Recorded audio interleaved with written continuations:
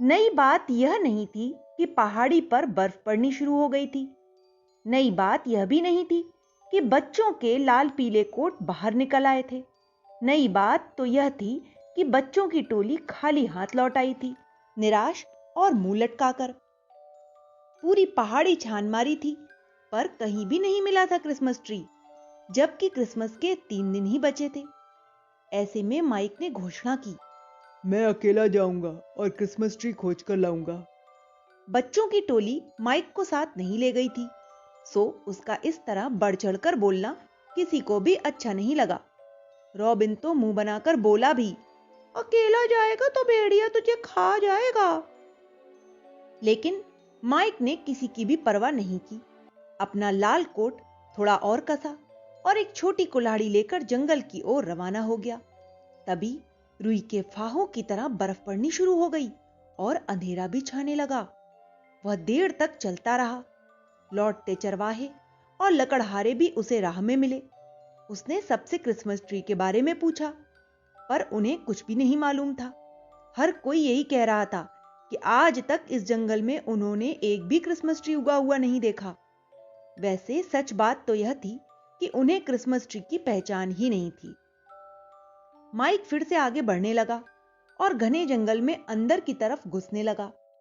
चलते चलते एक विशाल बरगद के नीचे एक बूढ़े आदमी को बैठे देखकर वह चौंक गया।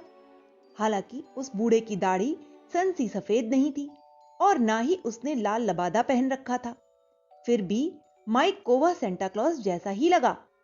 माइक को देखकर बूढ़े ने अपनी झबरी दाढ़ी पर हाथ फेरते हुए कहा, बच्चे, आगे एक सूखा तालाब है। वहां कभी अद्भुत किस्म के क्रिसमस ट्री हुआ करते थे, जिनकी खोज में दूर दूर से बच्चे यहाँ आया करते थे। कैसे अद्भुत क्रिसमस ट्री बाबा? माइक ने हैरानी से पूछा। बच्चे उस पवित्र ट्री को घर में सजाते थे। अगर वे सच्चे दिल से भले काम करें और प्रभु यीशु के बताए हुए रास्ते पर चलें, तो आधी रात के बाद कोई भी देख सकता था कि क्रिसमस ट्री पर एक बड़ा सा नीला सितारा चमकने लगता था। बूढ़े ने अपनी चीजें समेटते हुए कहा। बूढ़े की बात से माइक का उत्साह और बढ़ गया और वह तालाब की खोज में आगे बढ़ चला। तालाब पर पहुंचकर माइक ने देखा कि वहां तो बर्फ बहुत ज्यादा ही गिरी थी। क्या पेड़, क्या पत्थर, क्या धरती, सभी कुछ बर्फ में था।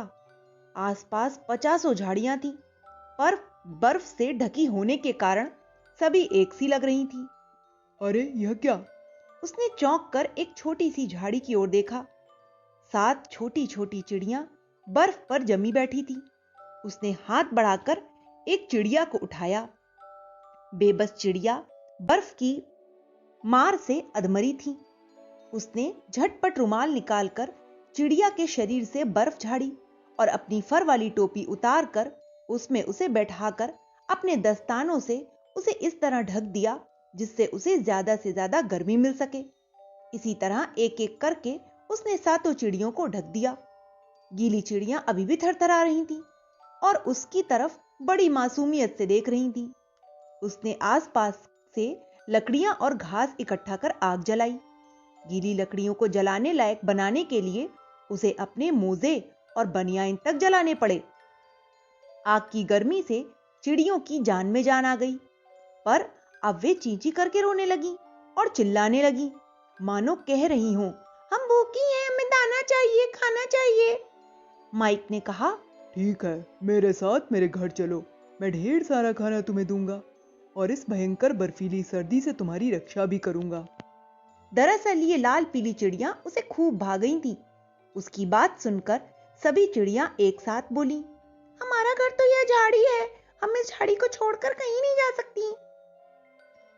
अगर ऐसा है तो मैं इस झाड़ी को भी काट कर साथ लिए चलता हूँ। माइक ने कहा और झाड़ी को काटने लगा। बर्फ से उसके हाथ सुन्न हो गए थे और अब कुल्हाड़ी चलाने से हाथों में छाले भी पड़ने लगे थे। खैर, उसने किसी तरह झाड़ियां काटी, फिर उन 7 चिड़ियों को हिफाजत के साथ कोट की जेब में रखकर कंधे में झाड़ी उठाकर घर की ओर चल दिया। टोली के बच्चे उसे इंतजार करते मिल गए। उन्हें देखकर ही उसे याद आया कि वह क्रिसमस ट्री की खोज में गया था। लेकिन चिड़ियों के चक्कर में वहीं सब भूल गया। अरे वाह, यह क्रिसमस ट्री तुम्हें कहाँ मिला माइक? हमने तो सारा जंगल छान मारा था। डेविड ने चकित होते हुए पूछा। कैसा क्रिसमस ट्री? माइक ने सोचा कि सभी लोग उसका मजाक उड़ा रहे हैं। तभी एंजेला बोली, ऐसा सुंदर क्रिसमस ट्री तो मैंने आज तक नहीं देखा। माइक ने हैरत से कंधे पर लदा पौधा नीचे उतारा तो चौंकने की बारी अब उसकी थी। इतना रास्ता चल लेने से झाड़ी की बर्फ झड़ चुकी थी। वह अनजान झाड़ी एक खूबसूरत क्रिसमस ट्री के रूप में सामने थी। माइक, क्या हमें घर बुलाओगे अपना क्रिसमस ट्री दिखाने? डेविड ने पूछा। माइक मित्रों के मन की बात समझकर बोला, दोस्तों, यह हम सब का क्रिसमस ट्री है। इसे मैं अपने घर में नहीं ले जाऊंगा। इसे हम चर्च में सजाएंगे और सबको यह जानकर आश्चर्य होगा कि इस झाड़ी पर 7 चिड़ियों का बसेरा है। उनकी देखरेख भी हम सब मिलजुल कर ही करेंगे। बस फिर क्या था, बच्चों की टोली पूरे जोश के साथ पहाड़ी पर बने चर्च की ओर चल पड़ी। क्रिसमस ट्री को सजाने के लिए हर बच्चा अपने घर से एक एक प्यारा उपहार लाया और चिड़ियों के लिए खाना भी। 2 दिन बाद क्रिसमस के दिन जो भी चर्च में आया, सबसे पहले उसकी नजर क्रिसमस ट्री पर ही गई। ऐसा अद्भुत क्रिसमस ट्री उनकी कल्पना से भी परे था। सारा गांव ही चर्च की ओर दौड़ पड़ा।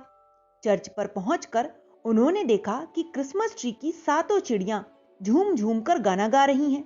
सबने देखा कि क्रिसमस ट्री के पीछे एक बड़ा सा नीला सितारा उभर आया है और उसमें से एक हंसमुख लड़के का चेहरा झांक रहा है। वह चेहरा माइक का था। तो बच्चों, इस कहानी से हमें यही शिक्षा मिलती है कि हमें भी माइक की तरह हमेशा प्रकृति और प्राणियों के प्रति संवेदनशील होना चाहिए। तभी हम दूसरों की सहायता कर सकते हैं। Okay, bye.